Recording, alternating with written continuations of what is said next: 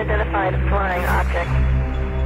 I'm Jack Oswald, and you're listening. This is Hudson Hammond, and you're listening to... I'm Richard C. Hoagland, and you're listening to... I'm Art Bell, and you're listening to Dr. J Radio Live. We have an unidentified flying object.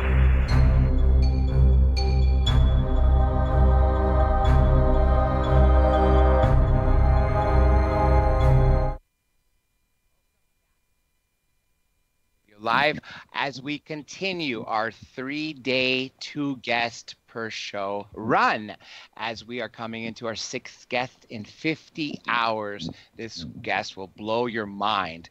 Of course, if you've been paying attention to our promotion, then you know exactly who I'm talking about. I just found out before, actually, I just got something confirmed for me, because when I had seen her picture and, of course, the topics, which is one of the reasons I wanted her on the show, I politely asked, so in case I was wrong, it did not get myself in trouble, that she looked really similar to someone I had seen when I first heard the term psychic vampire and what exactly it does. And of course, it was her. She is a lot of things. She was in Paranormal State. She used to explore abandoned prisons, haunted houses, and the like, blindfolded and in heels. She is an author of several books, including the 2 that are really in the top 10, which are The Dictionary of Demons and The Psychic Vampire Codex. And also, like I said earlier, that little extra little bonus between me and her about the fact that she worked for Wizards of the Coast. I'm sure this has been enough to give you some hints, so I might as well bring her to the show. Now we are talking to Miss Michelle Belanger. Michelle, welcome to the show. Hey, thank you for having me. How you doing? I'm doing great, and I'm even doing better now that I have you on and getting ready to dive in these 2 topics. Just before we got to the break, the other guest, who's also a radio host herself, was talking about demons, and I thought that would be a good way to segue this topic into, because you are a far bigger demonologist, far more informed, especially since your Dictionary of Demons is one of your best sellers in that case.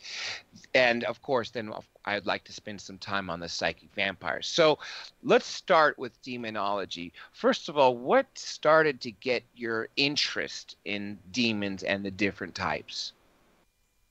Well, first of all, I've got a degree in comparative religious studies, and I went to a Jesuit Catholic college. So you can't really delve into religious studies there without getting into theodicy, which is the study of like personified evil. And the fellow Dr. Joseph Kelly, who ended up being the head of the religious studies department at that college for a while, offered a course on demonology, and I couldn't resist like really understanding what this was. I mean, as a kid who'd grown up reading Edgar Allan Poe and Stephen King, like I also love horror just as a fandom. I wanted to know what the real stuff was. And, I was raised Catholic also, so you trying to find an interesting way to navigate that line between fiction and folklore and theological belief. And what it opened up for me was like this vast world of literature that is very rarely sourced and read, many times because people are so intimidated by it, that has contributed to our understanding of what demons are. And exploring that and kind of curating it for a mainstream audience is one of the main things that drove the Dictionary of Demons so that it came out into the world. When people hear the words demons, they think the worst of the worst. They think, and there, of course, there's other people. There's daemons, D-A-E-M-N-O-S, which in a minute I'm going to ask you if you could tell us the difference. But the premise that I'm getting down to is because the negative of the term demons receives such negative attention that people just assume, oh, you're talking about the worst of the worst. Why are you even talking about demons instead of angels? But when I've looked through different books on different demons, I don't remember which one of Aleister Crowley's went through the different demons that he encountered. I never got the impression that every single one is sitting there to try to suck you down to hell or any of the such that I also got from the religious schools I went to, which were either Catholic or Greek Orthodox or Baptist even. I went to quite a few high schools in that little era. So what's your take on the fact of what the negative association of the word demons? Are they all very bad entities, or is it just the perception of people from cognitive dissonance? Well, it's a complicated topic, and it depends on what religious tradition you're coming from. I was born in 1973, the same year that the Exorcist movie came out, and in many ways, the pop culture portrayal of demons in that movie and in related things, like sort of set in the public imagination this idea that demons are these terrible, nefarious, and always hell-dwelling beings that are clawing after the human soul. But that's a very Christian take on it. If you go back to Jewish tradition, while there are beings who are known as Satans or Shaitans, that's a job description and not a singular entity. So Christianity got its demonology in a large part from Judaism. Judaism got its demonology from Babylon and Sumer, and it goes back farther still, where they are not necessarily, like the idea of heaven and hell and beings that are in kind of a war in heaven, and then a war that plays out in the regular world between the sons of darkness and the sons of light. Those are ideas that sort of coalesced in Western imagination around about 300 BCE to about 300 AD. And you see a lot of it play out in the Dead Sea Scrolls, where specifically the idea of the sons of light versus the sons of darkness, the sons of light being led by Michael, and the sons of darkness being led by Belial. That whole drama starts there, and at the tail end of Messianic Judaism to what we understand as Christianity now, and becomes like crystallized in Christian thought. And yet it's far more complicated when you dig into the roots of where these beings come from, where we get the inspiration for them, and even where we get the word demon, because originally it's Greek, daemon. And to the Greeks, daemons were quite a different thing. And that's actually, I'm Greek, and I'm glad you brought that up because I would rather hear it from an expert. What is the modern day difference? You mentioned in the Greeks, especially, going back pre-Christianity when they had gods for everything, and they were calling them daemons. But yet in certain writings today, I will read some books that will talk about daemons versus other books that are directly with demons. Has, I guess, the Urban Dictionary sort of given them two different meanings, or would you say they're sort of interchangeable? I think that they are less interchangeable now, and it has a lot to do with the way language evolves over time based on our usage. The popular understanding of demon, especially in English-speaking worlds, is very much married to that idea of a being that has crawled up from or dwells in the netherworld, is malevolent by its very nature, and in many ways like set against humanity, where daemons, in before pre-Christian Greek belief, Socrates had a personal demon or daemon that had guided him his entire life, and it was a eudaimonis. So in the Greek beliefs, there were eudaimonis and kakodaimonis. Eudaimonis were the good. Well, actually, being chaos, and it's a key distinction. Because the eudaimonis are the good demons, the guiding demons. Basically, a modern listener, when I say eudaimonis from the ancient Greeks, think spirit guide, because that's essentially what they're describing. A being that is one or two steps above humanity, not exactly a god, but was a guiding force, was a non-human entity that took an interest in people. Kakodaimonis, on the other hand, were beings of chaos. And they weren't necessarily evil, but they certainly liked to butt their heads against the order of things. They liked to stir things up. So frequently, if you had a kakodaimonis that was like trying to guide your life, mostly they got you into trouble.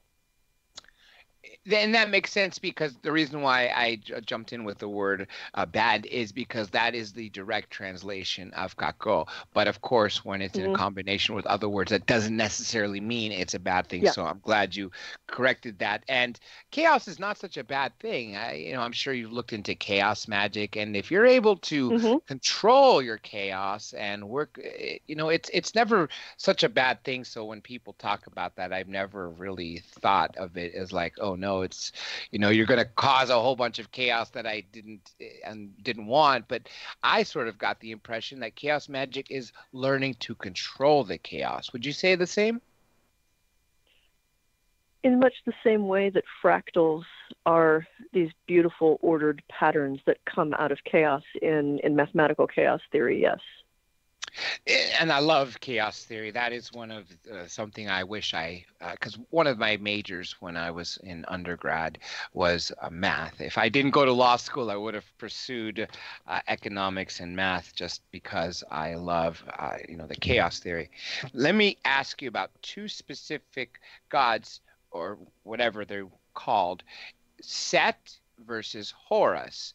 And a lot of people think Set the destroyer, the prince of darkness, is an evil thing, but really people don't remember that at that time, I believe it was ancient Egypt, every morning Horus would defeat Set. Therefore you have the sun, it's daylight, etc. At the end of the night, when Horus and Set would fight again, only this time Set would beat Horus and you'd have darkness. And that's what I took the translation from what I've read that and seen that. But yet modern society has really flipped it to think Set associates with hell and Satan, and I thought it couldn't be further than the truth. What do you say about that? Set is much like demons, a much more complicated topic. So once Set gets grabbed by Hellenic Egypt, he is married to Typhon and definitely becomes a chthonic deity, like a dark, chaotic, and evil deity. But before that, when you have the contendings of Set and Horus, which is this sort of drama of who gets to be king after Set has killed Osiris, and Set and Horus are basically fighting over the throne. Set is presented as the uncle and Horus the nephew, with Isis in between them. Set is definitely a problematic, sometimes a trickster, sometimes somebody who his tricks are played upon, but he's definitely the bad guy in that narrative. But if you dial it back, because we have to understand in Egyptian mythology, you're talking the mythology of a people that lasted for several thousand years. And different gods reached different ascendancies based on which city was in control at the time. If you go further back, Set and Horus begin not as uncle and nephew fighting over a position of power, but as twins, brothers, who are representations of the polarizations of two similar types of the same power. And Set also is known as Great of Strength, and he is the defender of the bark of Ra in the underworld. He is the only one who can take on the serpent Apophis. He stands at the prow of the bark with a spear. And so he starts from this heroic place, this place of being the one of the few gods that can fight against the true darkness, this inimical, chaotic being that threatens the sun when it is making its journey through the underworld during night. And Set, in many ways, is not merely like the guide of that, but the protector who helps the sun make it through that dangerous journey. But over time, Set fell out of favor, and so the story was changed. And so he became sort of this buffoon that Horus overcomes in many interesting ways, including allegedly lopping off his private parts. Ooh, that's actually, I haven't heard about that. When you mention Ra, you're talking about R-A, Ra, right? Yes. Isis, Ra, Ra, Ra. Or he is a sun god. He is the sun god, Ra, Ra, Ra. Now, let me Sorry, go. No cow is too sacred not to barbecue in my world. No, I'm the same way, so don't worry about that at all. Now, what In your dictionary of demons, how many different demons have you studied and talked about in there? Just a loose number from whatever you could pinpoint from memory. About 1,500 are in that book, and that was Wow. after I had to create a very limited definition of what went in there and what texts I was sourcing. So there's over 1,500, and that's after I chopped out 40,000 words of text because it was just too long. Wow. 40,000 words is chopped off. So what is it now? Because 1,500 demons, I mean, I could see why it's called the Dictionary of Demons. This is literally probably the most in-depth book, which includes so many. I have never come across any books on demonology or different types of demons that literally had this many. Maybe 100 or a couple hundred, but definitely not over 1,000. Just off the top of your head, some of the more demons that stick out in your head and what they represent. Can you talk about that for people who really don't know what me and you have learned, and me clearly not to the extent you know? Well, the first one that comes to mind, because, of course, my time with Paranormal State, Belial, Belial, who becomes a demon, and certainly, like, I was talking about, like, the Sons of Light versus the Sons of Darkness. At that point, he's a personified separate entity. But in earlier writings, it was just a word for wickedness. And that's something that I saw in a number of sort of like the evolution of some of these very traditional demonic figures, where they started off as more as a concept and less as an entity, or as a title as opposed to something. Beelzebub is another one, where Beelzebub is almost certainly the word itself, a corruption of Baal-Hadad, which was the title of one of the competing gods with the god of the Israelites back in the day.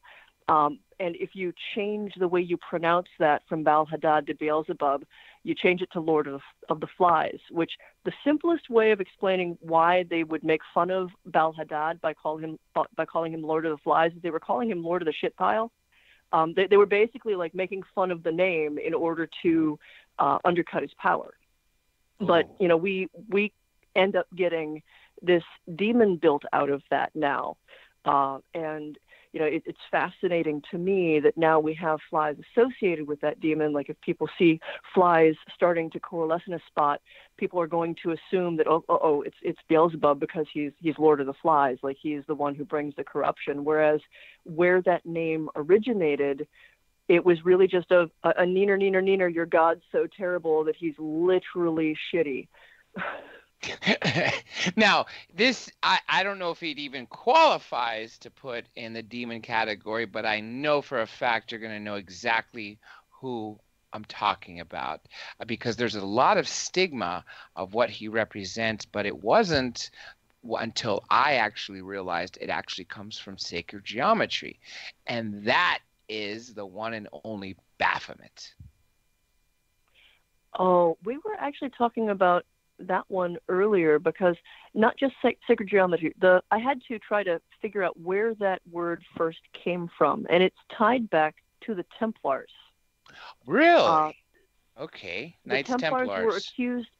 Yeah, the Knights Templars, when that big thing went down on October the 13th, whatever 1,000 years ago it was, when the Templars were accused of doing terrible things, among those things was worship of this demonic being, and it was named Baphomet. There were some accusations that it was just a disembodied head, like nobody could clearly define what this thing was. But if you go back 100 years or less, around that same time, Baphomet was a corruption of the word Muhammad. And so really, knowing where the Templars were, they were being accused of having adopted the religion that they were fighting against. Because they were all Muhammad, Christians. Yes, right? and Muhammad,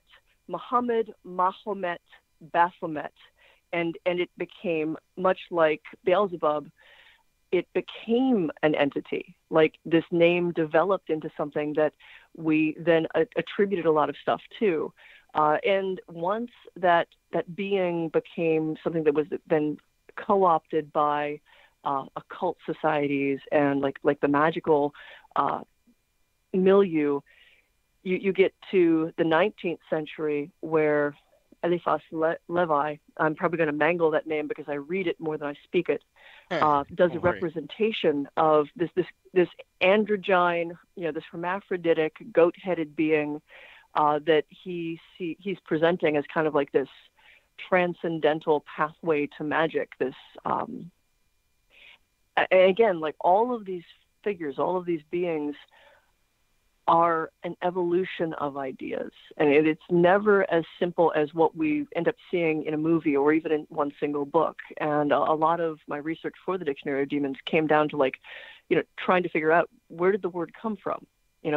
Where did this first appear? What did people believe about this? And what do we believe about it now? So obviously I'm coming at the idea of demons and demonology, at least within the scope of the Dictionary of Demons, from less a theological standpoint and more the standpoint of the folklore, the mythology, the literature that we have built up around these beings for over 1,000 years. Well over 1,000 years. Yeah, clearly. And again, I think what Set and Horus, they go back to ancient Egypt, right? Or yes. Further. So, okay. They're, 3,000. They keep changing when Egypt started. Yeah, that's for me. true. So let's say conservatively 2,500 BCE. So that's 4,500 years. 4,500 years and change. And Set is one of the oldest gods, so he's been around for quite some time. For the longest time, I was very skeptical of the link that many people would draw between Set and Satan, except there is a very obscure text of Coptic Ethiopian Christianity is a very unique blend of cultures. It was cut off from the rest of the Christian world for a period of time, and so it retains a lot of older ideas that sort of got erased as they evolved in European Christianity. And there is an Ethiopic Coptic text called The Mysteries of Heaven and Hell, which specifically defines basically the Lucifer figure as Sethaniel, basically the angel named Set. And so it's obviously a mix of and an inspiration by of this idea of what Set had become by the time you get to Hellenic Egypt. So this Typhonian figure, this figure that is tied to serpents and darkness and chaos and inimical power. And then they hung that further onto the Christian idea of Lucifer. And this, I was, as a researcher, thrilled to find, primary textual materials to show that Set did indeed get married to the Christian idea of Satan, at least by some Christian writers. One line that's constantly associated with Baphomet is "as above, so below." Can you talk about that, what it means to you and what it's supposed to mean to other people, or is it just a subjective thing? No, it's not subjective at all. It goes back to the Corpus Hermeticum, or the Emerald Tablet of Hermes Trismegistus, which is true it is, certain and most true. That which is above is like that which is below, and that which is below is like that which is above, to the certainty of all things. It is the doctrine of the microcosm and the macrocosm. Think of it as the earth being a mirror of heaven. Every little thing that happens here is a reflection of larger things that happen in the universe, and all the larger things that happen have a counterpart here in our little lives. Well said. This is exactly why I wanted to talk about both the topics, because we have under 30 minutes left. I was hoping sorry with you to switch. No. You answered exactly what I was hoping, and you've actually given me a better understanding. I just know when I bring you back, I'm going to want to have longer, full 2 hours. That way we can get more in depth with demons, and of course have even longer for this topic that I'm about to talk about. Psychic vampires. And obviously, since you have so many books, one of the ones that I mentioned at the beginning was the Psychic Vampire Codex. And let's start with this, Michelle, that before we came on air and I was talking to you about that, I saw your picture and I was like, you looked very familiar from someone that I had seen in this documentary about psychic vampires. You're like, oh, that's me. And I was like, I knew it. What was that documentary for all those out there listening so they can watch it? Well, you were talking about the Kirlian photography, so I suspect that one would be The Secret Lives of Vampires. There were 2 or 3 that were made in close succession. So there was Vampire Secrets, there was The Secret Lives of Vampires. One of them, which was done by the History Channel, involved a Kirlian photography experiment to kind of actually get an image of auras. But, oh, good Lord, I've also done stuff for Monsters and Mysteries in America, and I'd say look up The Secret Life of Vampires, because I'm pretty sure that that's going to be the one specifically that you saw. But I've been a liaison to the media for the vampire community for 25 years now, so there's been a lot of documentaries. And it was definitely History Channel I saw, and it was that photography that I was mentioning it because it was before and after you could see where that aura was sort of pierced, or at least that opening where things were letting out. So for people who didn't see it, can you tell them, I guess all of us, what the difference is between a vampire versus a psychic vampire? Well, I mean, a vampire, in the English language, it's a being that feeds off of life, usually presented in fiction and on film as a blood drinker. And they go back to folkloric roots of sort of the risen dead that hunger for that which they no longer have, life. But psychic vampires, they use the word vampire, the concept that's behind that, a being that feeds upon life. Psychic vampire was coined probably in the 19th century. We know that Helena Petrovna Blavatsky was using it. It was definitely in use with the Hermetic Order of the Golden Dawn. They had several flying rules on how to protect yourself against people like this. And up until fairly recently, psychic vampires were always presented as predatory people, often people who didn't even realize that they had this ability. They were born this way, or something in the course of their life made them this way, where they needed to regularly and actively take human vital energy in order to maintain their own health and well-being. And very rarely is that got anything to do with blood.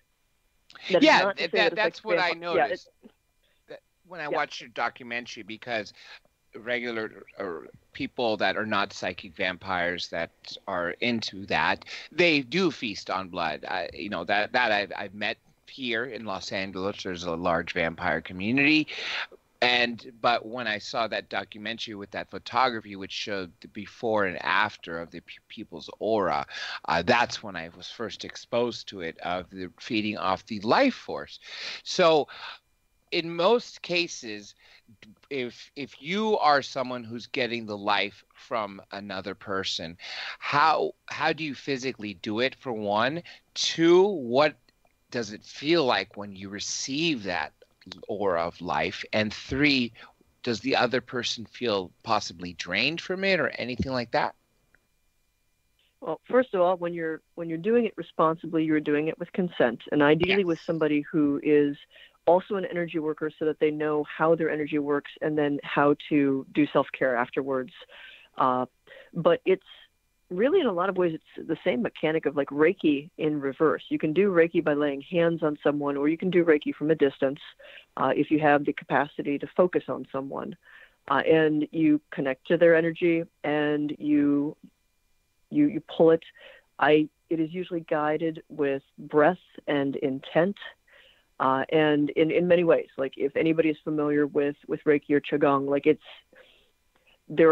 people have the ability to put energy into or send energy to others, and the opposite exists as well, where you can concentrate and take energy from others. What does it feel like to have someone do that to you? With consent is a completely different thing than if somebody's doing it without your consent. Let me cover what happens if you are being attacked by somebody who hasn't asked your permission. You're likely to feel violated, dizzy, possibly like short of breath, almost like a little panic attack, very, very drained, exhausted. There may be like physical pain or symptoms, and it's wholly unpleasant. In stark contrast, when it is done willingly and with consent, it's much more relaxing. It's that, cozy curl up with a blanket and take like a snuggly nap kind of, yes, you are drained, but not in a bad way. And I know a lot of energy workers are like, well, taking energy is always going to be bad and that's going to hurt somebody. But if you look out into the natural world and you think about pruning trees or harvesting responsibly from herbs or anything, like there's certain points where you can take away from a living thing, and what that does is actually encourage it to have new growth, healthier growth. And when it's done properly, this type of energy exchange, because it is an exchange, is something that benefits the vampire, but also benefits the person who has given energy up in order to help that person. It's a balance. And consent is by far the biggest thing, as you alluded to, from one of the reasons of being attacked. And I could see how it's just a given. If someone is being attacked and they don't know, I would think that the effects that they would have are, they don't know what's going on, or they don't know why their energy's fluctuating or up and down. But the mere fact that two people consensually agree to do it obviously would make the biggest difference. And really that applies to sort of everything, I think, in life, not to do something that takes two people and do it without consent, because it never really ends well. Now, when this happens, do you usually get the energy from someone, and do they get it back, or do they need to recoup that energy before they go get it from you? That way it's sort of not coming from one to the other and the other back to the first person. Well, I take from the donor, and the donor is usually in a position where they have other sources that supply energy for them. Most of the folks who identify as psychic vampires, the word vampire wouldn't apply except that. I mean, first of all, let me say, everybody exchanges energy all the time with the world around them, with one another. Every conversation you have, every intimate interaction you have, there's an energetic exchange. The word vampire applies for people who are psychic vampires because they have a very limited range of energy that they can take and that supports them, that they can process. There's a lot of theories for why, and I won't go on forever about that because we could have a whole show about that itself. But for the most part, human energy, the energy of other people, is the easiest or the one that's necessary for someone like me to take to keep everything going. So I can't necessarily take from the other sources that a regular person can, and it's just finding a trade-off. Now the other irony is we only have psychic vampires in the Western world. It's a word that we need to have, and yet when I was struggling to understand how this worked as a young person, I had a first generation Chinese American friend, and he was kind of teasing me about it. He's like, well, we just, there's people who have low chi and there's people who have high chi, and you just share chi. We don't have a special word for it. And I'm like, yeah, but I grew up where we didn't even believe in energy. The idea that humans had this vital force, that you could psychically take energy back in the 70s and 80s, that was not accepted. So we had to struggle to understand what we were doing, what we were sensing, and how this was an aspect of our psychic experience, because you can't separate the psychic from the psychic vampire either. There's a level of sensitivity to this energy and to the emotions that it contains and all of the information, and a keen awareness of the energy that people put out into the world and how each person feels. How big is the psychic vampire community? Not just in the U.S., that's one part of the question, and the other is globally, percentage-wise, or maybe number of different groups, things like that. Well, I happen to be down in New Orleans right now, and I've been traveling among the various vampire communities in Texas and New Orleans. And so, let's say, between the Vampire Court of Dallas and Houston and Austin, I mean, Texas alone, there's hundreds. And I know that there's an enormous community in New York.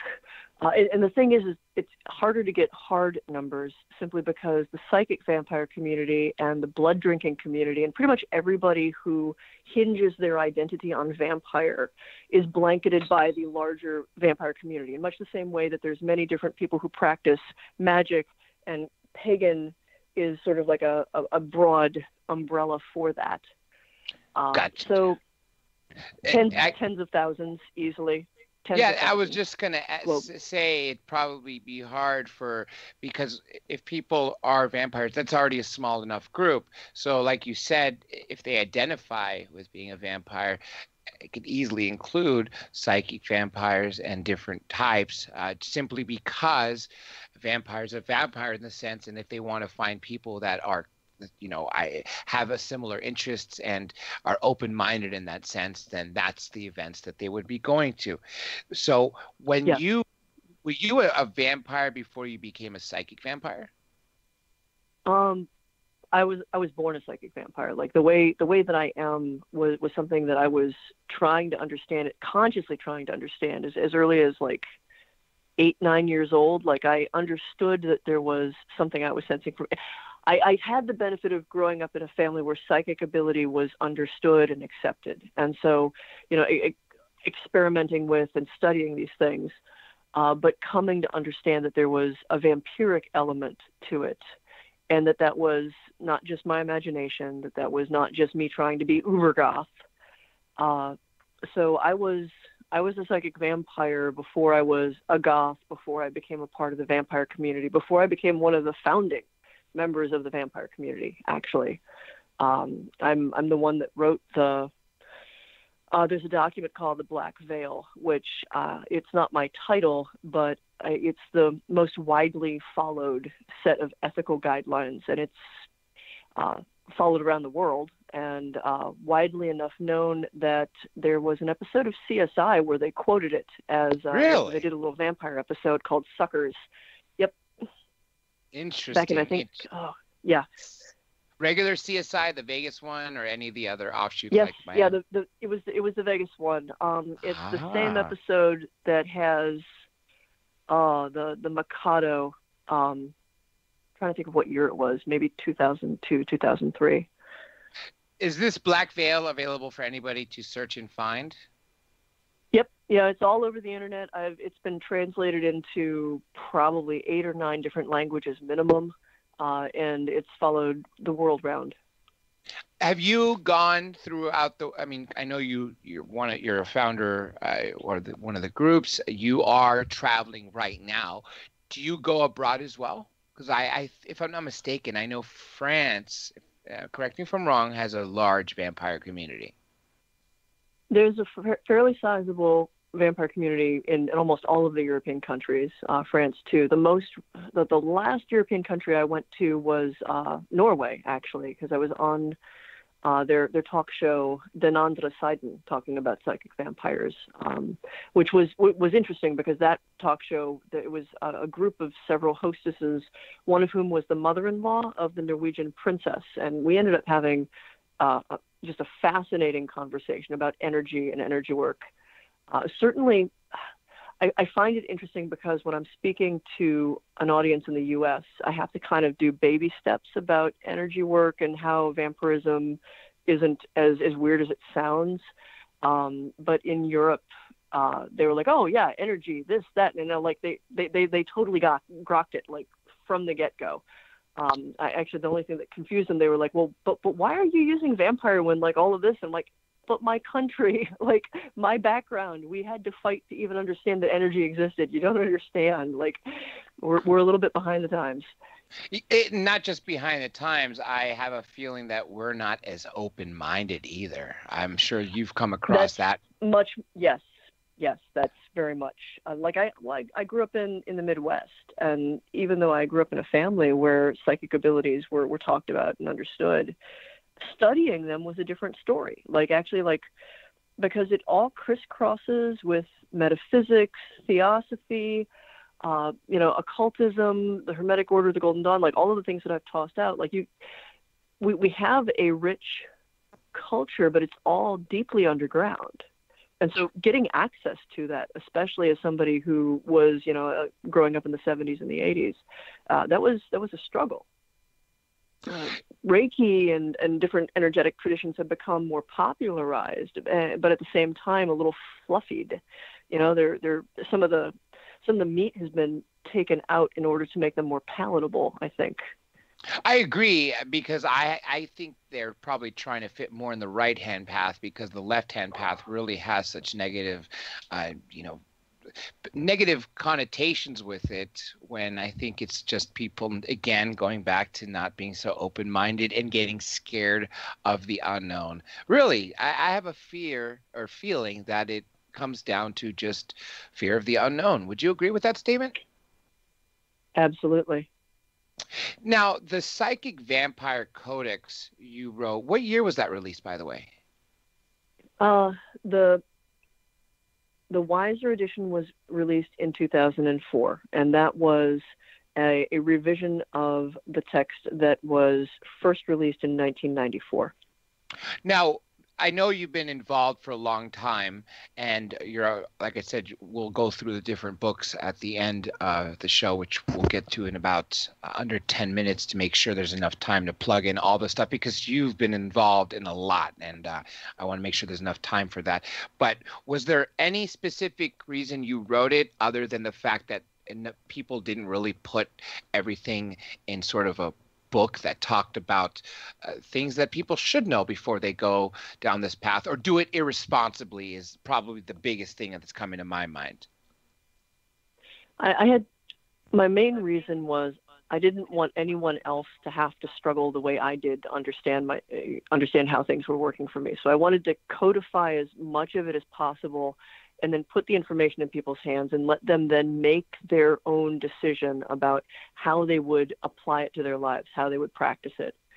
And the other side part of that was all of the books that existed at that point prior to producing the Codex were about psychic vampires as predators, and it was never from the vampire's perspective. It was always from the perspective of, these people exist and you must protect yourselves from them always.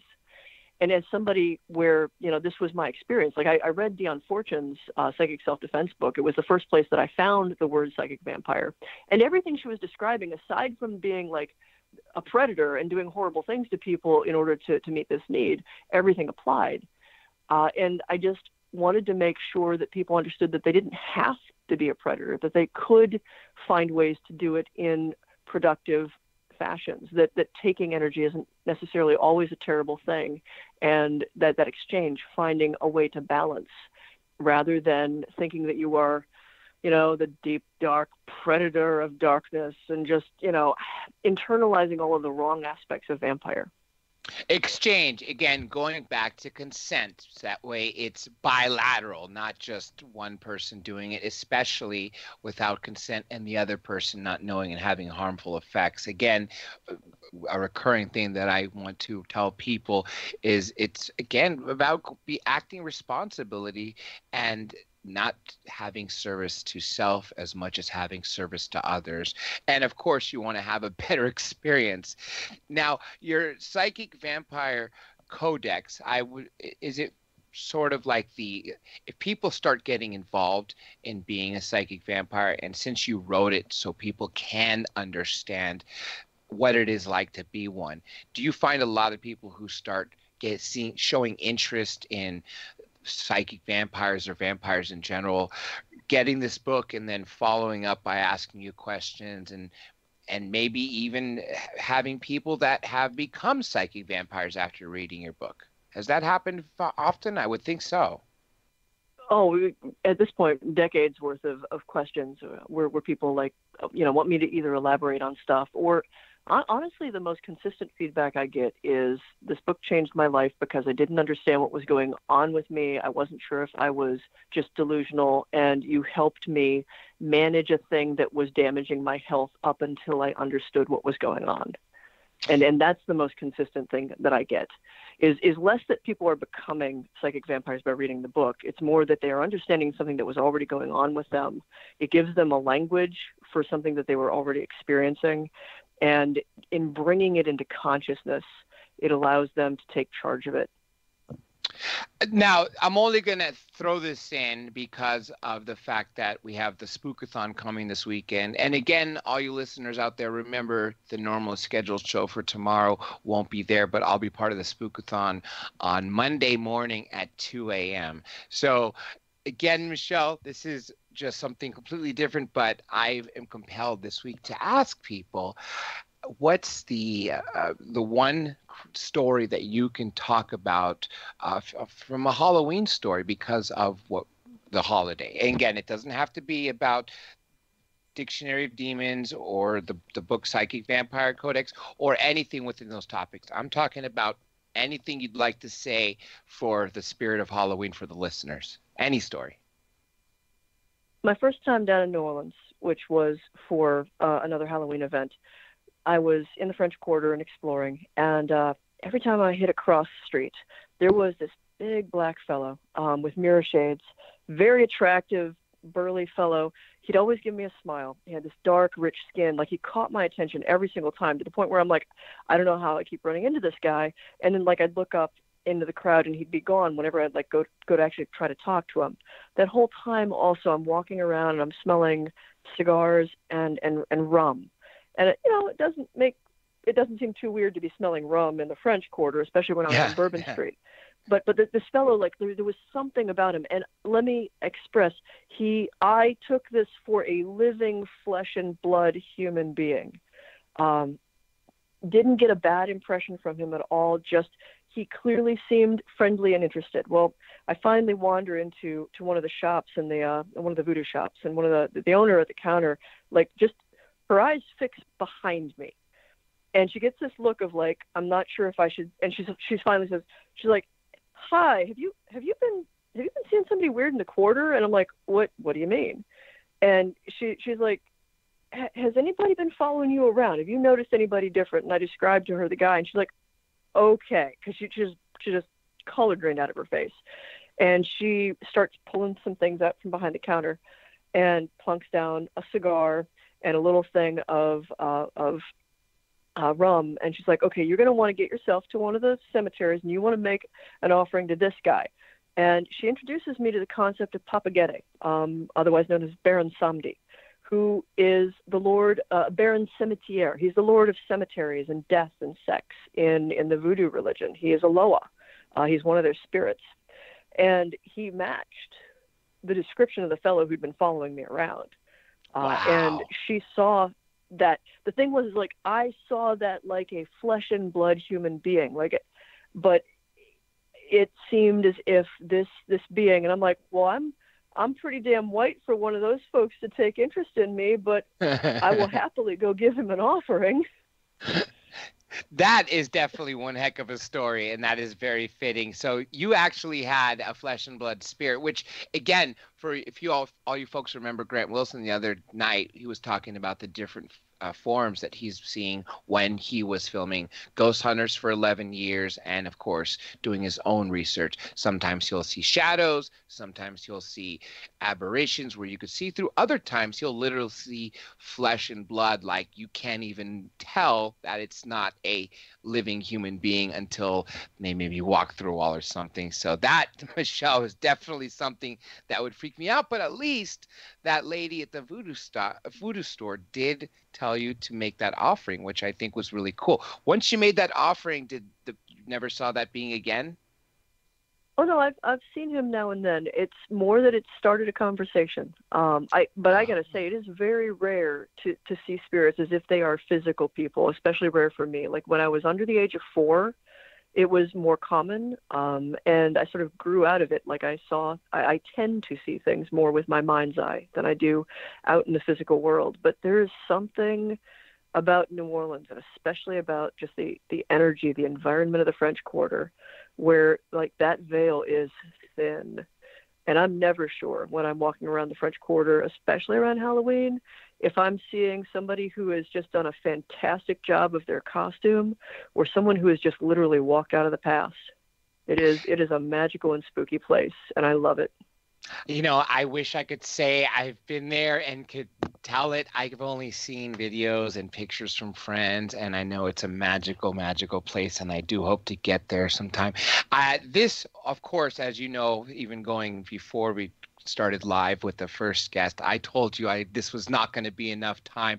I definitely have to have you back to go more into detail and also to go more into your childhood about the psychic abilities, because the fact that you just talked about seeing in your third eye is always something that interests me. And we've had several people about how you could awaken your third eye and, the pineal gland being it. And I'm sure you could probably answer more so, because you're not just telling people, oh, well, this is what you should do to open it. You've been seeing through your mind's eye at a very young age, which definitely separates you from a large amount of people. And again, that would qualify you as really being psychic if you've always had experiences all your life. Again, Miss Michelle Belanger, I do want to thank you, and I want to spend a couple minutes real quick on talking about the other books you have available, where people can buy them, any websites you want to mention, and any appearances you're going to be making throughout the U.S. and maybe from the U.K., since we are syndicated there as well. Well, right now, my next appearance is this weekend down here in New Orleans at the Inferno Vampire Ball. All of my stuff, because I do things on YouTube, I do music, and I have over 30 books out, some of which are fiction, some of which are nonfiction. Even the fiction plays with all the topics that I love to delve into. If you just look at my first and last name, michellebelanger.com, and you just pop that into Google. Honestly, I think if you just Google Michelle and Vampire, my website will come up. So any and all of my books, I also have a tarot deck out called the Watcher Angel Tarot. That is, Ooh, I like that. Because I have done a great deal of research. Part of the Dictionary of Demons' interest is in the Enochian tradition and the idea of the Watcher Angels, the Nephilim, the Anakim, the Gibborim. I love swimming in those old, like, pre-biblical and extra-biblical texts. I've got something coming out on the Testament of Solomon. And if you're curious about the fiction, that is modern day with a touch of magic, with actually all the angelic tribes of the Watchers. So it's Conspiracy of Angels and Harsh Gods and Resurrection Game is the trilogy that's out. There's a Psychic Aptitude deck that I produced earlier in this year that is kind of my updated version of Zener cards. And I teach classes and sing with Nox Arcana every now and then. So, yeah, just kind of Google my first name and Vampire, or look for my website, michellebelanger.com. And you are really involved in a lot, and you clearly have that gift where you're able to write 30 books. That is definitely amazing. And I got to tell you, the tarot deck that I usually use is the Thoth tarot deck, but the Watcher Angel one, what you just talked about, is something that you'll probably see me end up getting it from your site sometime soon. Let me just, of course, Michelle Belanger, I do want to thank you, and we will definitely do this again. For all you listeners out there, remember, the only thing you need to remember about the show is the name of it, Dr. J Radio Live. That is DRJ Radio Live. For instance, the website, drjradiolive.com.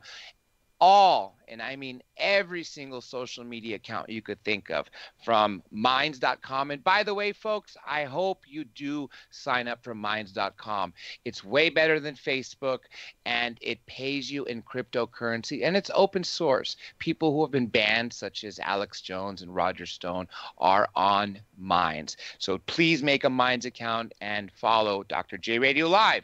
Facebook, Twitter, Instagram, Flickr, Tumblr, Google, Buffer, Patreon, and anything you could think of. Again, at DRJ Radio Live. I also want to thank Katie and Daryl Neely, who are the managers of Late Night in the Midlands, and also hard-working individuals constantly working on all shows through the network and making, being hands-on to be the people that are the audio engineers for the show. Also, I want to thank Michael Vara, the station owner for Late Night in the Midlands and all the terrestrial stations in the U.S. and, of course, in the United Kingdom. I do have to thank JC of D Pro Program Radio Network for syndicating this show, as well as having it play in the terrestrial stations in London and Leeds and surrounding areas. With that being said, folks, for you in the United Kingdom and EU, well, I wish you a good Friday morning. And those of you on the East Coast and even the West Coast of the United States, I wish you a good evening and a good night. Remember, no show tomorrow. This Sunday night, 11 p.m. Eastern, 2 a.m. or 11 p.m. Pacific, 2 a.m. Eastern, I will be part of the Spookathon, the 70-hour run right here on Late Night in the Midlands. In the meantime, folks, you enjoy your evening, and I am officially signing off.